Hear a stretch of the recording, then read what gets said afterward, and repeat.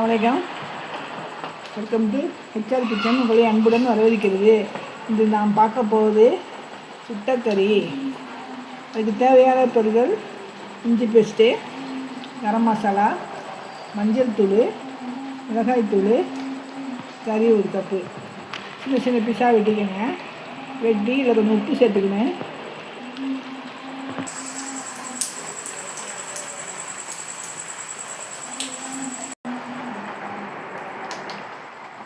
உப்பு கொஞ்சம் சேர்த்துக்கணும்.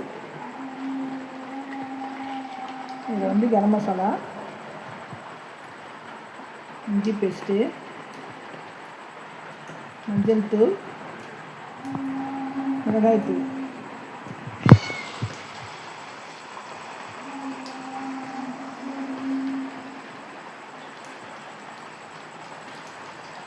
கட்டிட முடியும்.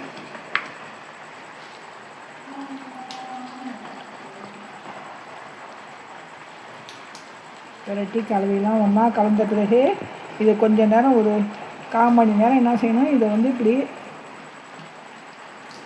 வச்சிடணும். வச்சு கொஞ்சம் நேரம் ஆன பிறகு அது கொஞ்சம் எல்லாம் இஞ்சி பேஸ்ட்டு எல்லாம் அதுக்குள்ளே சோர்ந்த பிறகு அதை அடுப்பில் தவாவை வச்சு அதில் இந்த கறியை இங்கே தலை போட்டு பருத்தி விட்டு வைக்கணும். சிம்மில் அடுப்பை வச்சுக்கணும். அடுப்பை சிம்மில் வச்சுருக்கணும். சிம்மில் வச்சு நான் கொஞ்சம் ஒரு 10 நிமிஷம் கழிச்சு நான் இது போட்டு காட்டுறேன் பாருங்கள். 10 நிமிஷம் ஆயிடுச்சுங்க. இப்போ இந்த கறியை எடுத்து ஒரு பீஸா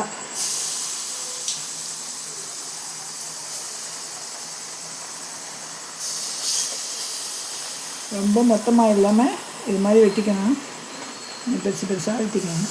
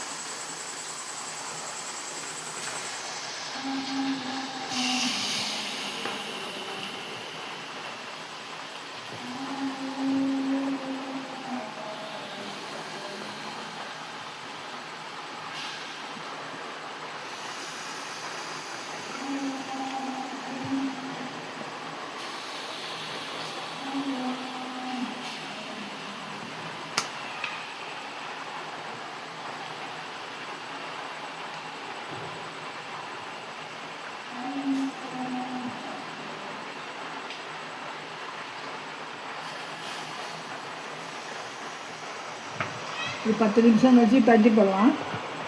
இப்போ கொஞ்சம் வெந்துக்கிட்டு வருது. சிம்மில் தான் அடுப்பு வைக்கணும். அதிகமாக சீக்கிரமாக பிஞ்சிடும், வேகாது. கொஞ்சம் வெந்து வந்துங்க. திருப்பி போடணும். ஒரு பீஸாக திருப்பி போடணும்.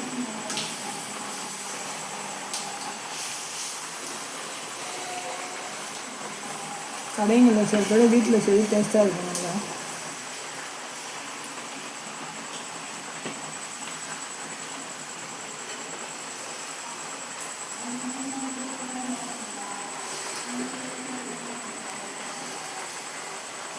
கொழுப்புலாம் இருக்கக்கூடாது.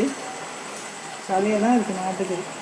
பீப்லேயும் செய்யலாங்க. இது பீப் கறிலையும் செய்யலாம். இந்த மாதிரி சின்ன சின்னதாக வெட்டி இஞ்சி பூண்டு பேஸ்ட் போட்டு ஒரு 1/2 மணி நேரம் 1/4 மணி நேரம் இஞ்சி பூண்டு மசாலா உப்பு எல்லாம் போட்டு பரட்டி நீங்கள் வச்சுருங்க.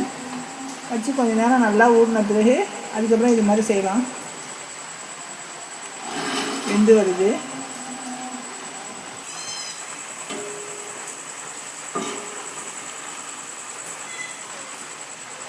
நல்லா வெந்து வருது பாருங்கள். நல்லா வெந்துருச்சு. இந்த மசாலா நல்லா கொஞ்சம் காயணும். காய்ஞ்ச பிறகு அதில் மசாலா ஊற்றிட்டு நல்லாயிருக்கும். இந்த பிளேட்டில் மாற்றி உங்கள்கிட்ட காட்டுறேன்.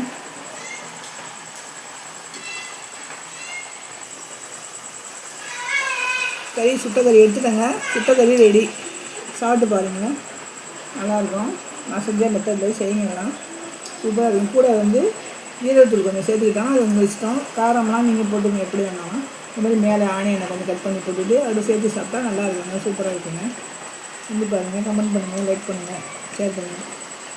அஸ்ஸலாமு அலைக்கும்.